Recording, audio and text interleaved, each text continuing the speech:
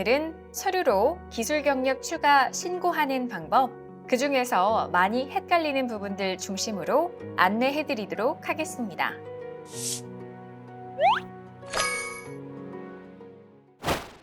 필요한 서류는 두 가지입니다. 첫째, 엔지니어링 기술자 경력 확인서. 둘째, 근무 사실을 확인할 수 있는 서류. 그런데 근무 사실을 확인할 수 있는 서류가 어떤 건지 잘 모르시겠다고요? 국민건강보험, 국민연금, 근로복지공단, 고용보험 이렇게 4대 보험 기관 홈페이지에서 간편하게 발급받으실 수 있습니다. 자, 그럼 공단에서 발급한 증명서를 준비하시고 경력 확인서를 작성해 볼게요. 먼저 엔지니어링 종합정보시스템에 접속해 주세요. 그리고 상단 메뉴 중 민원을 클릭한 다음 엔지니어링 기술자 클릭, 변경 신고 입퇴사, 경력 추가 등을 클릭해 주세요. 그리고 경력 확인서 다운로드와 옆에 있는 경력 확인서 작성 요령 버튼을 클릭하셔서 함께 저장해 주세요.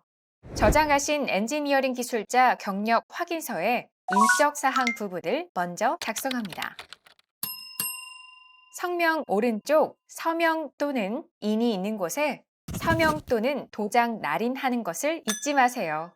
다음 근무처를 작성해 주세요. 여러 회사의 기술 경력을 동시에 신고하실 때는 회사별로 엔지니어링 기술자 경력 확인서를 각각 작성하셔야 합니다. 기술 경력을 작성해 주세요. 기술 경력의 기간은 반드시 시작일부터 종료의 순서로 년, 월, 일 모두 작성해 주세요. 참여 사업명과 발주자는 사업 및 업무 유형에 따라 작성 방법이 조금 다른데요.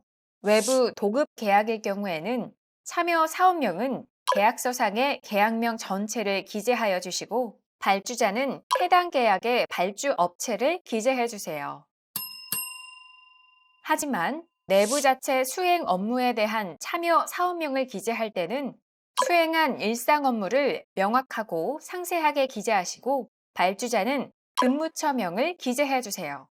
예를 들면 땡땡땡 발전소 전기시설 유지보수 혹은 땡땡땡 건물 소방설비 정밀진단 등으로 기재할 수 있는 것입니다. 작성 항목 중에 기술 부분, 전문 분야, 활동 종류는 엔지니어링 기술자 경력 확인서 작성 요령을 확인하셔서 작성해 주세요.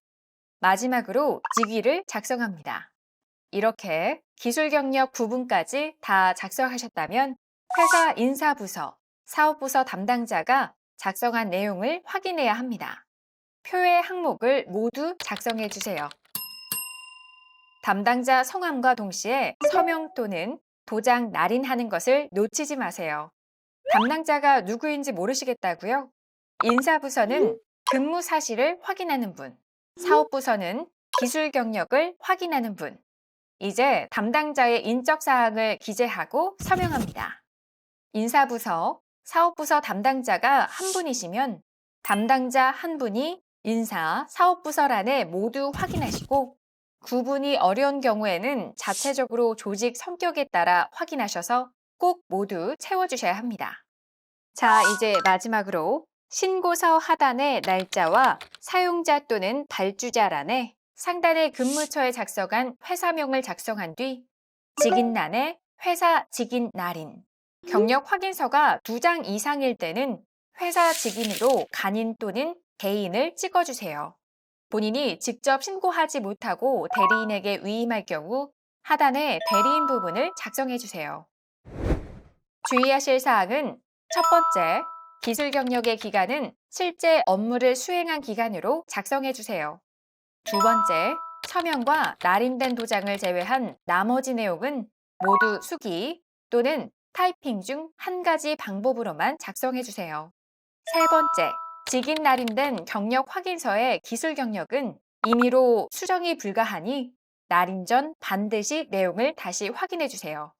부분적으로 보충 기재하거나 임의로 수정했을 경우 해당 부분에 업체 직인 날인이 필요합니다.